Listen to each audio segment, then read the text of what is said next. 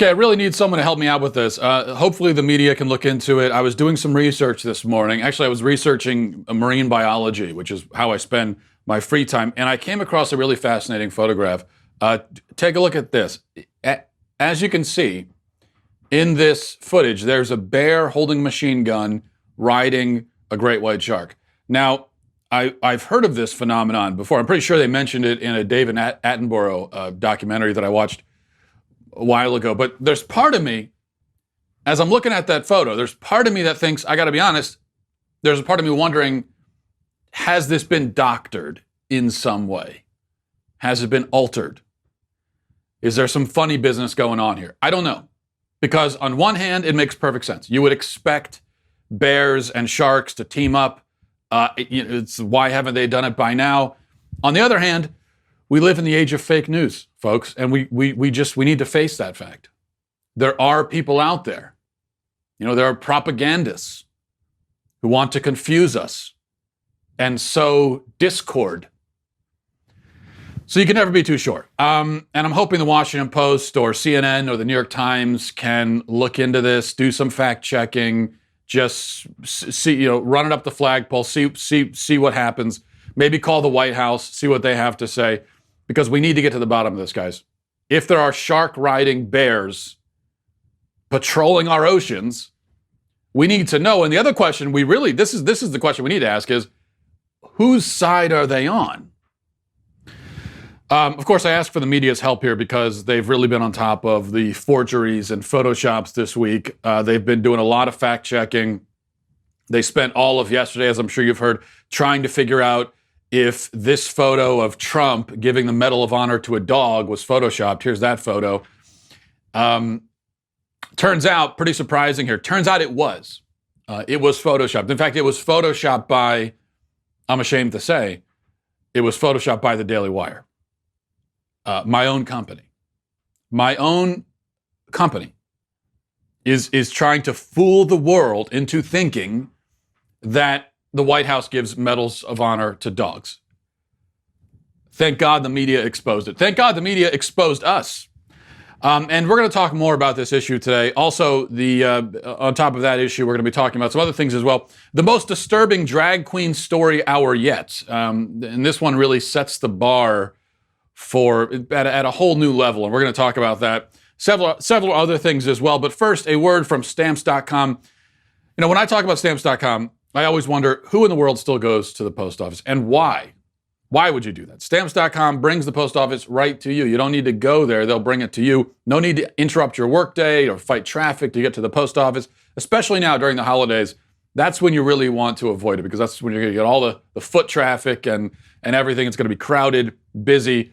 So stay away from that. That's why you need Stamps.com. Anything you can do at the post office, you can do at Stamps.com. Stamps.com eliminates trips to the post office and saves you money and also gives you discounts that you can't even get at the post office. Stamps.com brings all the services of the U.S. Post Office right to your computer, whether you're a small business sending invoices or an online seller shipping out products, even if you're a warehouse sending thousands of packages a day. Whether it's a big or small operation that you're running, Stamps.com can handle it all with ease. Simply use your computer to print official U.S. postage 24/7 for any letter, any package, any class of mail, anywhere you want to send it. Once your mail is ready, just drop it in your mailbox, give it to your mail carrier, and that's it. Don't spend a minute of your holiday season at the post office this year. Sign up for Stamps.com instead. There's no risk. With my promo code Walsh, you get a special offer that includes a 4-week trial plus free postage and a digital scale. No long-term commitment or contracts. You get all that stuff if you just go to Stamps.com, click on the microphone at the top of the homepage and type in Walsh. That's Stamps.com, enter Walsh. Stamps.com, never go to the post office again. Okay, hey, by the way, the picture of the bear riding the shark is actually from a shower curtain that I found on Amazon. So pretty much the greatest shower curtain of all time. If you're interested in picking one of those up, go check that out. Now, this thing with the dog photo, I think it all started with Steve Herman of some news outlet or another earnestly fact-checking the obvious joke image of Trump giving a Medal of Honor to a dog. An image that the brilliant Daily Wire social media team did in fact come up with. After that, and then Trump tweeted it out, and I think Steve Herman was among the first. This is what he said. I've requested details from the White House on this photo. There was no such canine event on today's POTUS schedule, but there is a Medal of Honor ceremony set here for later today for an active duty Green Beret. There was no such canine event, Steve Herman says. And then he goes on.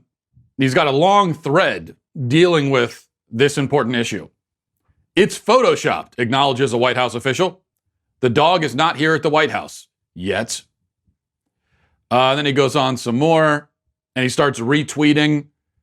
Someone else says, why the terrible Photoshop on top of everything else? Someone else says, this is incredible. It is despicable. Additional words fail me. Wait, it's incredible. It's despicable. So this is, Steve Herman thinks it's despicable. Well, he retweeted someone who said that this Photoshop is incredible and despicable. What's despicable about it? I don't even understand the criticism. And then he retweets someone else saying, well, just the president of the United States disseminating a doctored image created by a right-wing propaganda site. Hey, you might hurt my feelings saying stuff like that about us. So that's Steve Herman. And then a bunch of other news media outlets started fact-checking. My favorite headline was from Twitter's trending section, where they do sort of their own headlines. And it said, their headline was, this photo of Trump awarding hero military dog is altered, New York Times reports. Then it continues, on Wednesday, President Trump shared a photo of the canine hero injured in the operation that led to the death of Abu Bakr al-Baghdadi. A New York Times report pointed out the image appeared to be an altered version of a 2017 Associated Press photograph.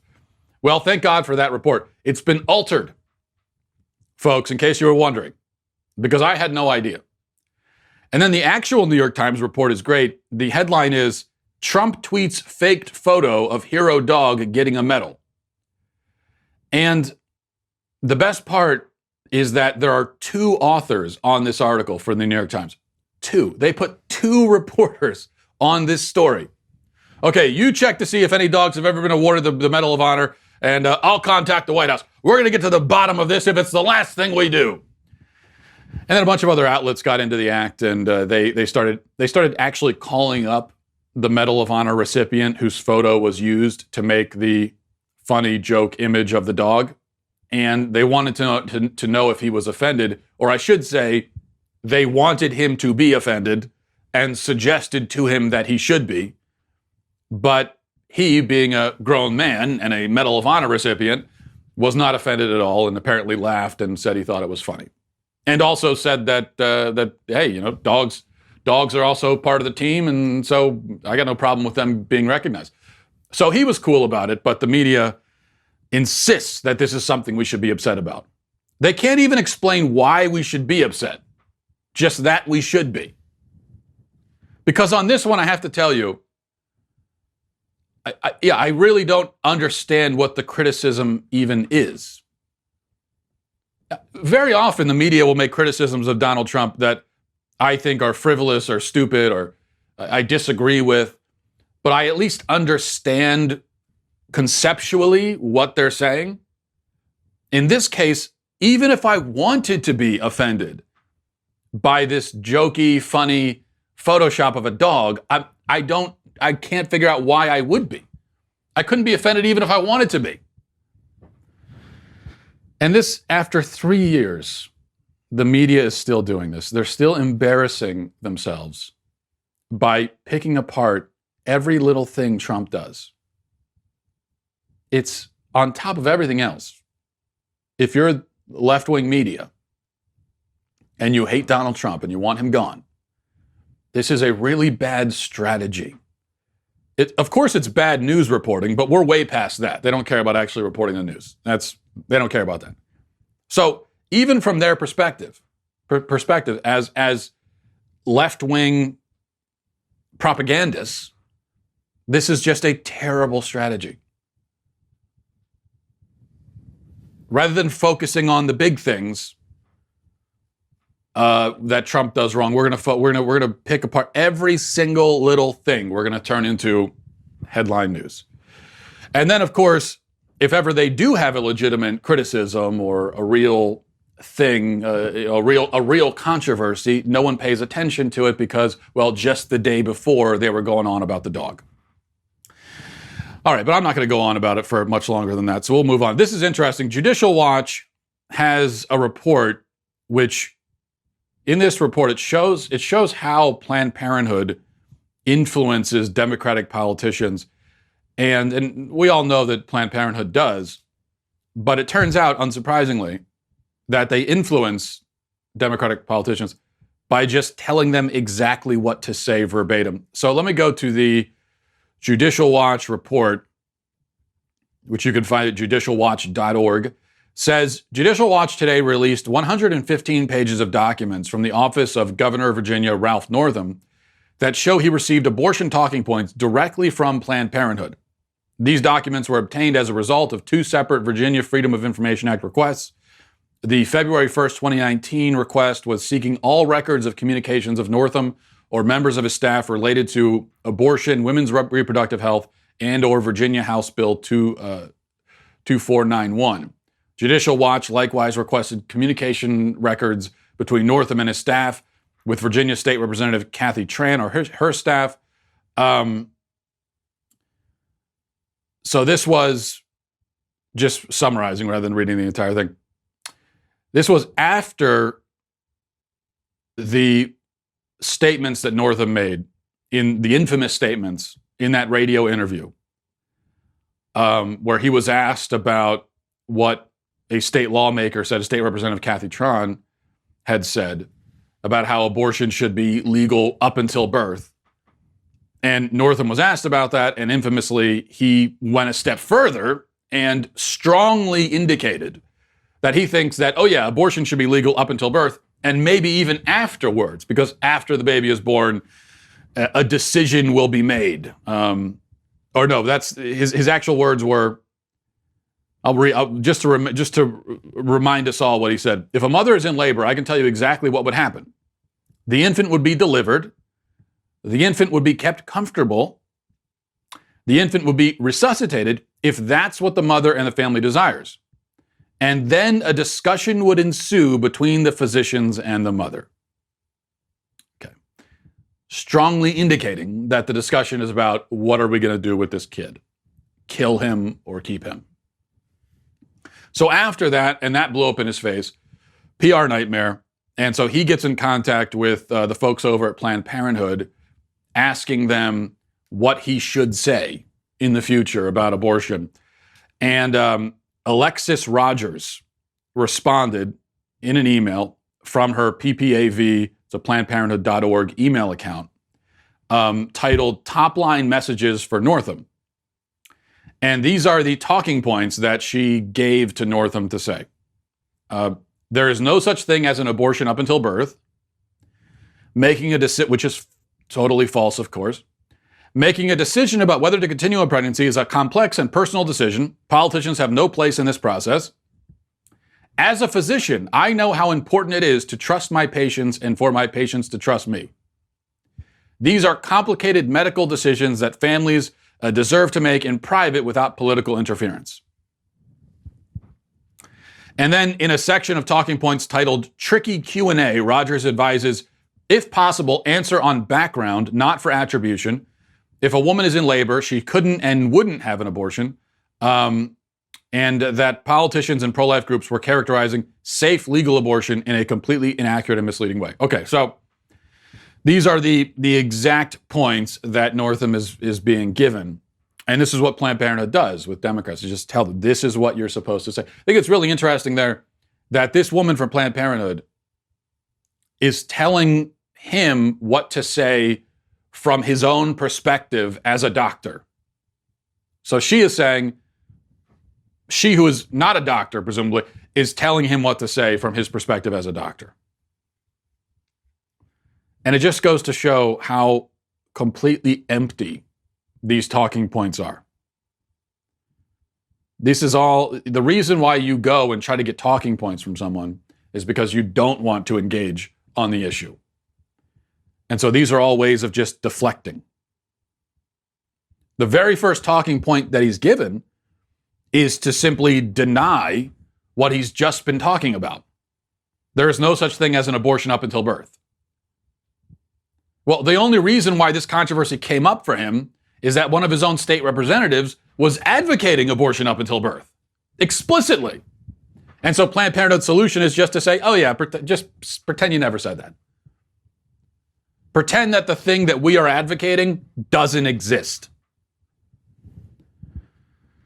That's how it works. Planned Parenthood is, they own the Democrat Party. The Democrat Party is a prostitute for Planned Parenthood, essentially. Okay, now we go over to a report in the Blaze. These drag queen story hours seem to be getting progressively more disturbing. And this may be the worst one yet. Reading now from a report in the Blaze, a photograph shows a miniskirt wearing drag queen story hour performer with an exposed crotch as children sit close by, according to a writer who attended the event earlier this month at Ridgedale Library in Minnesota, and then took the photo. Ann Taylor noted in her Caffeinated Thoughts piece that about 22 children ranging in age from infant to toddler, preschooler, and elementary schooler were in attendance along with adults. Taylor said performer Sasha Soda, who wore a pink miniskirt, spiked heels, and a shirt with an exposed midriff, strode in suggestively past the children, sitting down in a chair before several preschool-age girls with his legs spread wide, exposing his nylon-covered crotch in front of children sitting at eye level. We noticed that he did this often while reading nervously before the children. And then here's a picture of it. I hate to show it to you, but we need to know what we're dealing with here. And there's a picture of Sasha Soda, flashing these children. She also mentions, you could go to Caffeinated Thoughts or go to the Blaze and read more of this. But she talks about, as you heard, 20-some children there. Parents are there. She mentioned that there were some dads there who left. Now, she didn't say whether the dads left with their kids. I hope they did.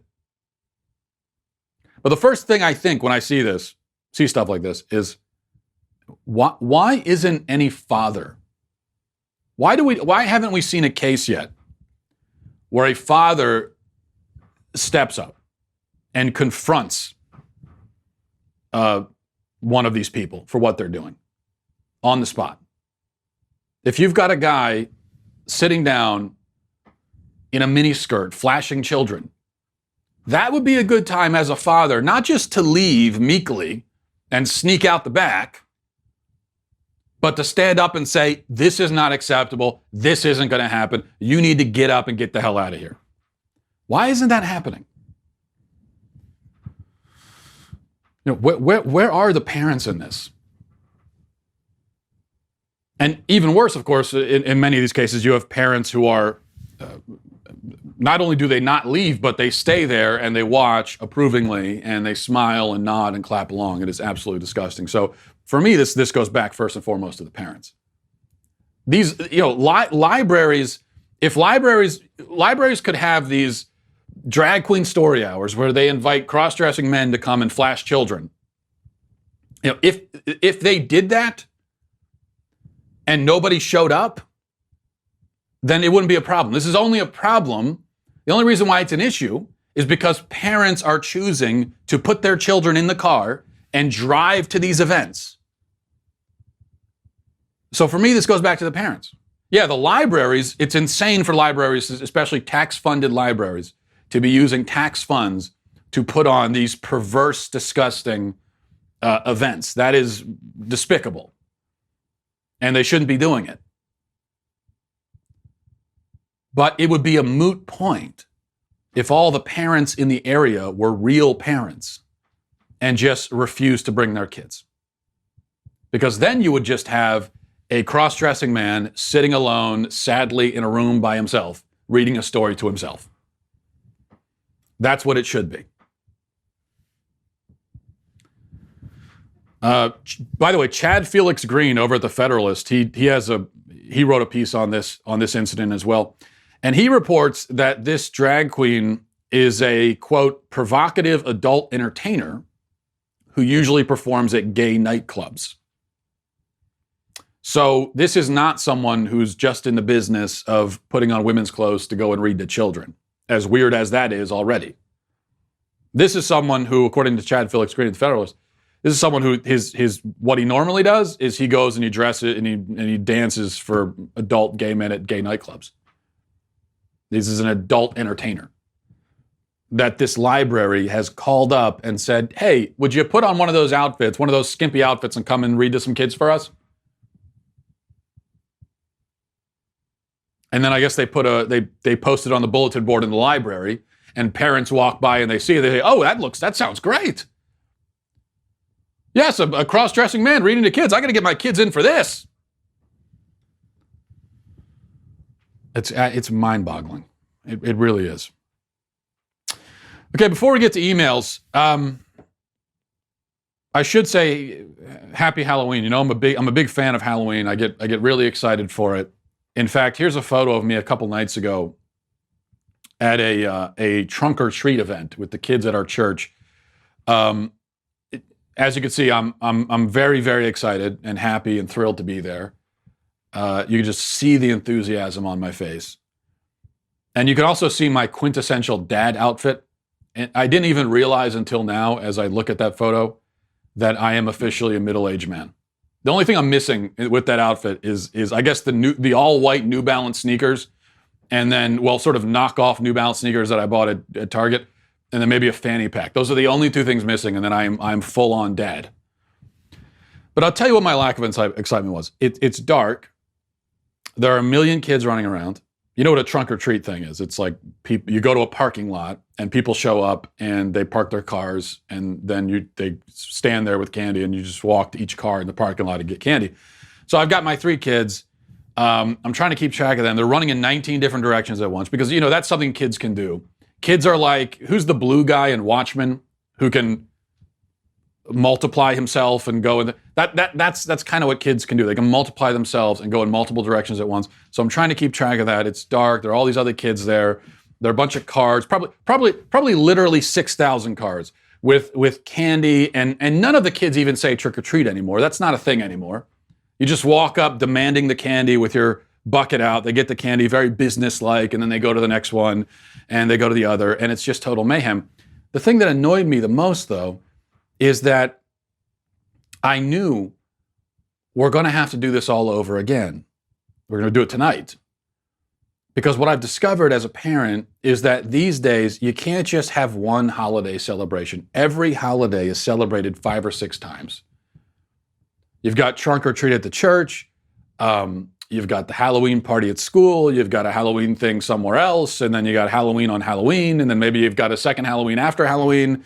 And then Christmas comes, and there's Christmas on Christmas, and then Christmas with the grandparents, and Christmas with the other grandparents, and Christmas with the other family who didn't show up for the other 7 Christmases, and Christmas parties. And by the end of it, my kids have acquired this truckload of new toys, 95% of which they'll be sick of by next Tuesday. Back in my day, damn it, we had one holiday, okay? The whole year, that's it. My parents said to me, what holiday do you want to celebrate this year? You want to do Christmas? You want to do your birthday? You want to do Halloween? Because you only get one. And if we chose Halloween, we had to walk 10 miles in between each house without shoes on in flooded streets. And we didn't get candy. We gave them candy. We passed out the candy. And we liked it, damn it. Kids these days have no idea what it was like in the 90s, which is why I get away with making up crap about it. We'll go to emails, mattwalshshow@gmail.com, mattwalshshow@gmail.com. Is that, I don't know if that's just something with my family or if this is just how it is now, where you celebrate each holiday 60 times. Because it really wasn't what I did as a kid. But it seems to be that's the trend now. Or maybe it's just me, I don't know. Or really, it's not me, it's my wife who insists that, each holiday must be celebrated 12 or 13 different times.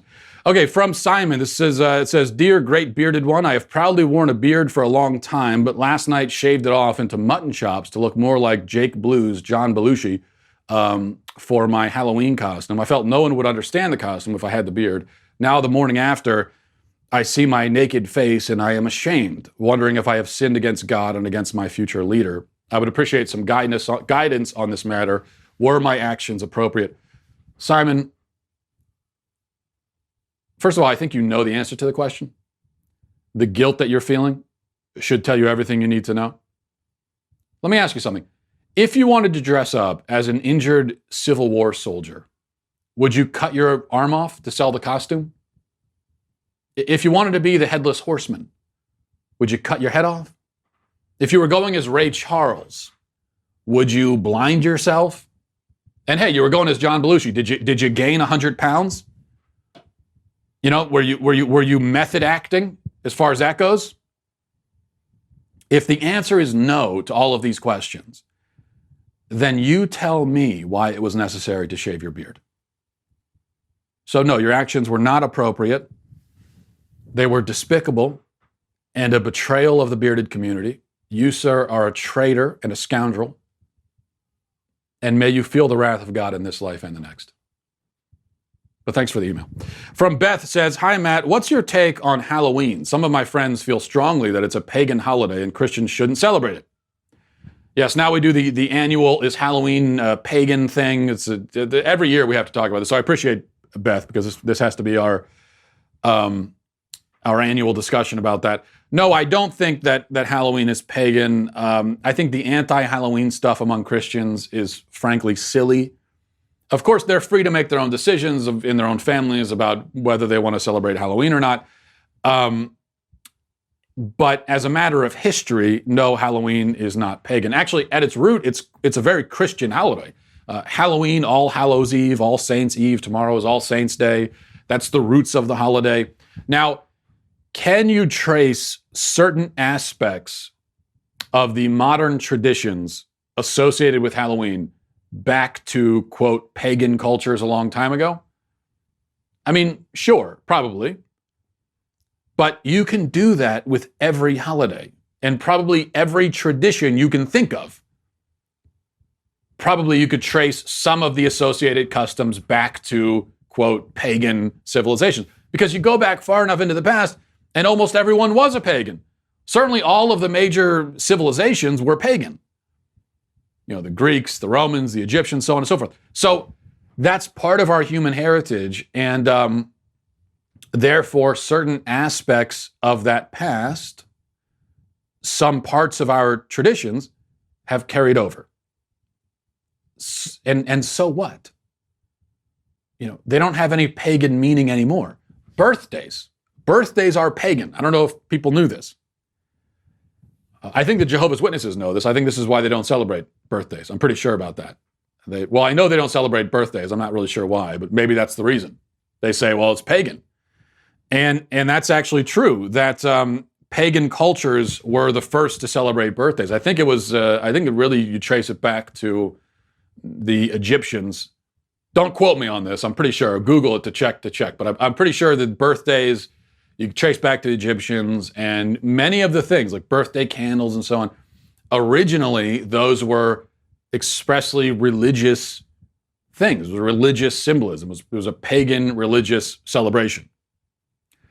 Now, Judaism in ancient times, they did mark certain special birthdays, but there was no tradition of celebrating every single birthday in Judaism, which is, we trace our own religious heritage back to that. And so if you want to go back far enough, you say, well, birthdays were not really a Jewish thing. They're not a Christian thing. They were a pagan thing. But I ask you, when we celebrate birthdays, are we therefore worshiping pagan gods? I mean, obviously not. Just because it's something that originates with paganism doesn't mean that it still has pagan intent or pagan content. Pagans also wore pants. Does that mean we shouldn't wear pants? Are we idol worshiping when we wear pants? It gets absurd after a while. But all of this is irrelevant anyway, because Halloween is in practice, in reality, actually a very modern holiday. All of this history, which, as I said, really begins in Christianity with certain of its associated traditions, perhaps going back to paganism. But all of that is academic because Halloween, as it has become today, is a modern commercial invention. Halloween, the type that we celebrate today, has very little resemblance to anything that anyone did back in ancient times, whether monotheistic or polytheistic. So really, it is just it's a modern thing that we do. It's just a silly tradition. It's not a big deal. Now, if you're telling me you don't do Halloween just because it's a hassle and you don't feel like dealing with it, then I'm with you, because that I totally understand.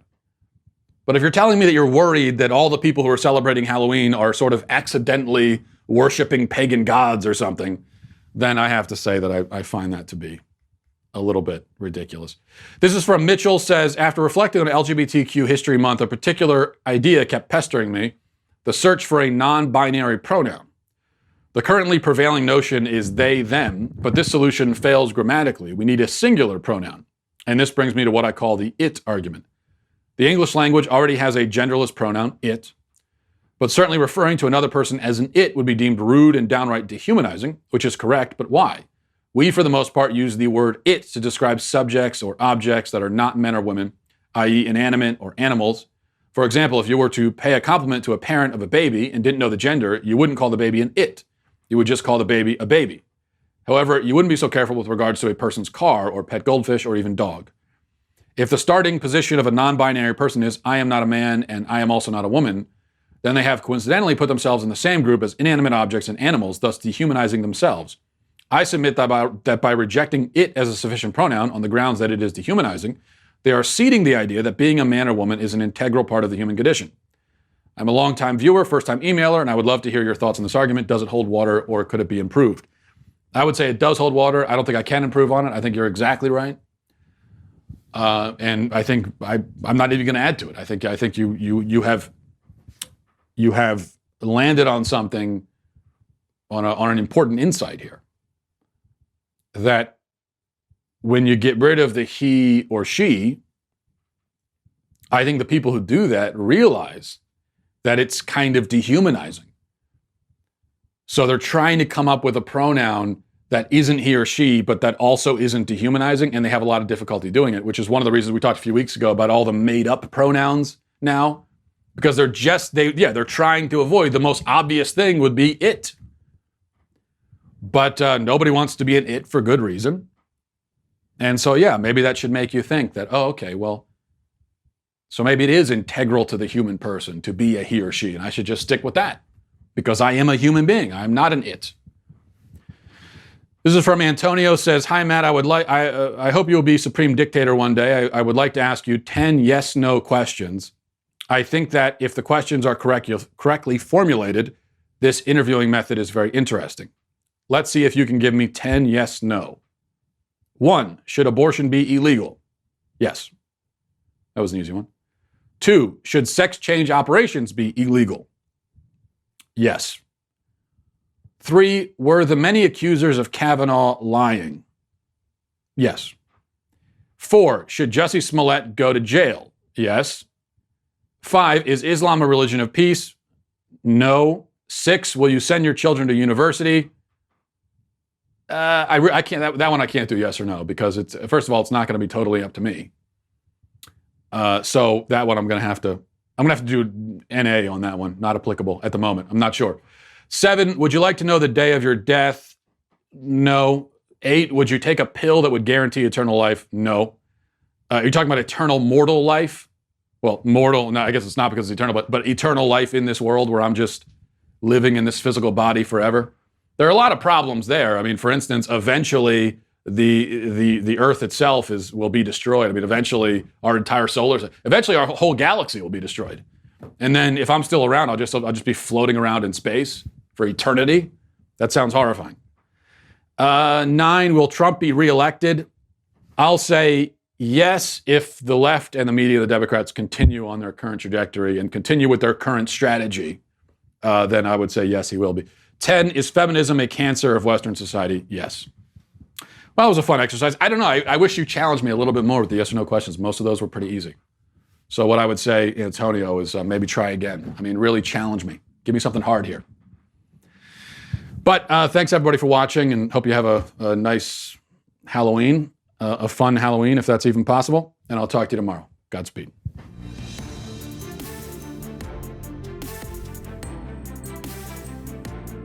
The Matt Walsh Show is produced by Robert Sterling, associate producer Alexia Garcia Del Rio, executive producer Jeremy Boring, senior producer Jonathan Hay, our supervising producer is Mathis Glover, and our technical producer is Austin Stevens, edited by Donovan Fowler. Audio is mixed by Mike Coromina. The Matt Walsh Show is a Daily Wire production. Copyright Daily Wire 2019. Hey everybody, it's Andrew Klavan, host of The Andrew Klavan Show. You know, some people are depressed because the American Republic is collapsing, the end of days is approaching, and the moon has turned to blood. But on The Andrew Klavan Show, that's where the fun just gets started. So come on over to The Andrew Klavan Show and laugh your way through the apocalypse with me, Andrew Klavan.